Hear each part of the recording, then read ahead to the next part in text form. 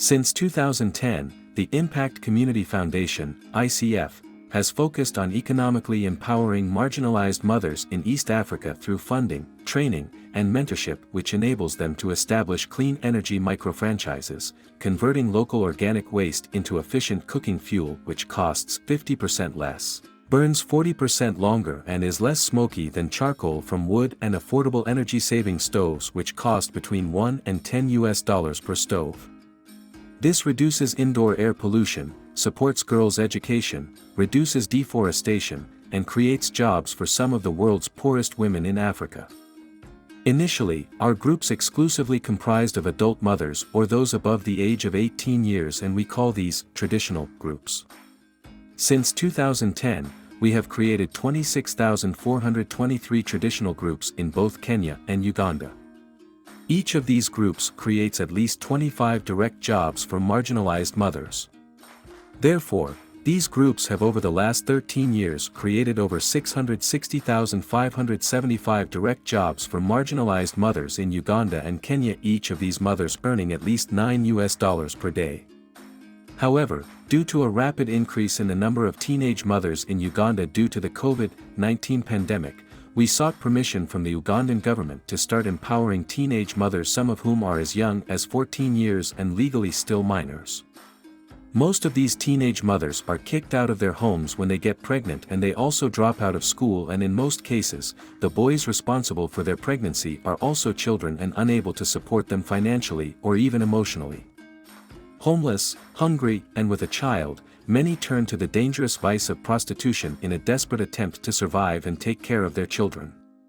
By empowering these teenage mothers to start income-generating activities, we're giving them a second chance to a better life, thus the code name, Second Chance. Since the launch of the Second Chance project in 2021, we have now created 8,484 Second Chance groups in Uganda. Each of these groups create at least 35 direct jobs for teenage mothers.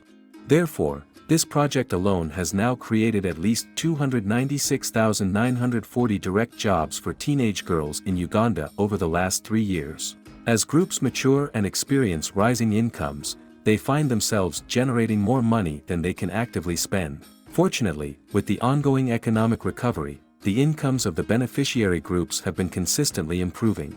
While not yet fully recovered to pre-COVID-19 levels, most groups now generate more revenue than they allocate for operating costs and salaries. Approximately 8 months ago, we began receiving requests for guidance from various micro-franchise groups seeking to invest their surplus cash in viable complementary ventures. To safeguard their funds, we engaged a local consultancy firm to evaluate 2 potential projects: beauty salons and making crafts from waste materials. Following a month of analysis, the consultancy firm presented a report indicating that the beauty salon business was more feasible. It was considered easier to manage and aligned well with the group's existing enterprises. This was supported by the fact that the owners and customers of our micro-franchisees, predominantly women, were also the primary clientele for beauty salons. This alignment was expected to attract customers effortlessly, a prediction that has proven accurate over time. Presently, almost 64% of all our micro-franchise groups have incorporated beauty salons into their premises, alongside their core activities of producing briquettes and energy-saving stoves. This diversification has led to a remarkable increase in their incomes, with a growth of over 48%. How do we find the women we support? Initially, ICF worked with local leaders and other community-based groups to identify potential women and groups that needed our support. However, most of these women and groups now come to us themselves, and we now have a backlog of many applicants because we have more women contacting us for support than what we can help every year, given the fact that we have limited resources. Therefore, we no longer actively solicit or look for groups to support, and we have been trying to avoid media publicity to avoid being overwhelmed by applications from women seeking for help.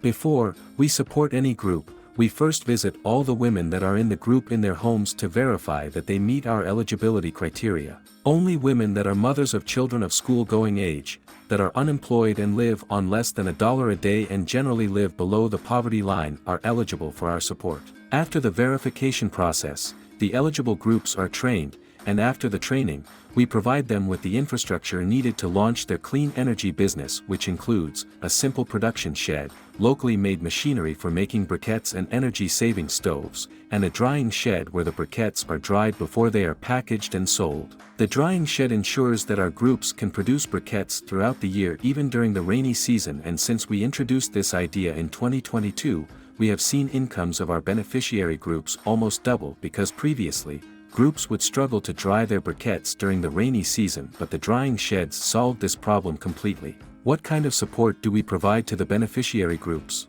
We provide all the resources needed by the group to launch their operations on a lease-to-own basis, and the groups only start paying us back for the support provided only after they start making money. We're able to do this using a revolving loan fund which we launched in 2015 with support from the Greater Impact Foundation, and this fund has been growing organically since then. Through this fund, we're able to provide these groups with in-kind loans which attract interest of 1% per month. Most groups are able to pay off our loans within 6 months after they launch their operations, and once we recover this money, it goes back to our revolving loan fund and it enables us to fund the next group.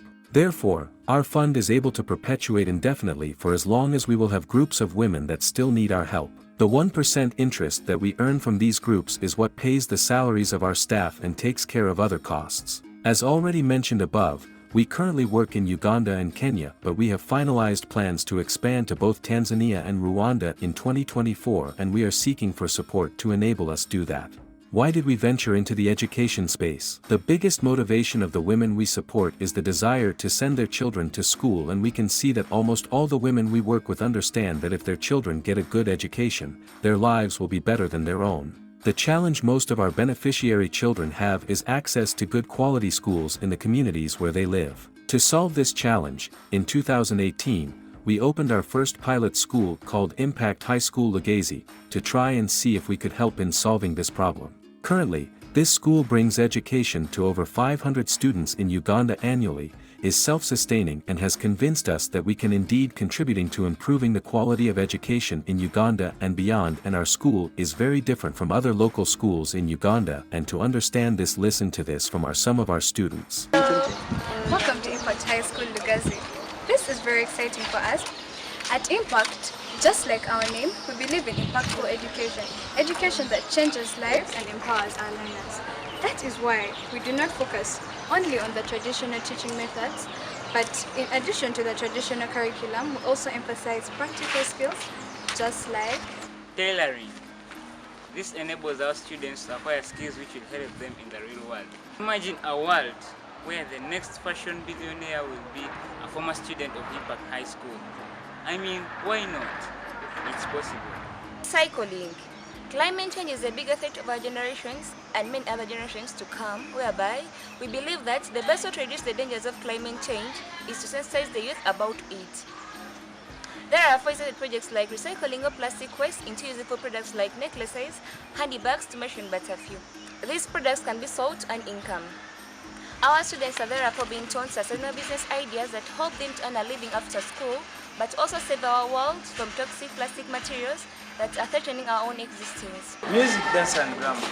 We all love music, but the reason Uganda has never produced an international music icon like Bob Marley, Mike Jackson and the like is because in Uganda, the music industry was left for school dropouts and spoiled children. What we are doing at Impact is showing our students that you do not have to drop out of school or become spoiled to be a musician. We allow them to practice their passion in their free time after classes. This is why we established a music recording studio at school. the point I'm trying to emphasize is that Impact High School focuses on practical skills, practical education that gives a student a fighting chance in the real world. So, we intend to build more schools going forward, and we're looking for support to enable us build 2 more schools in Uganda in 2024.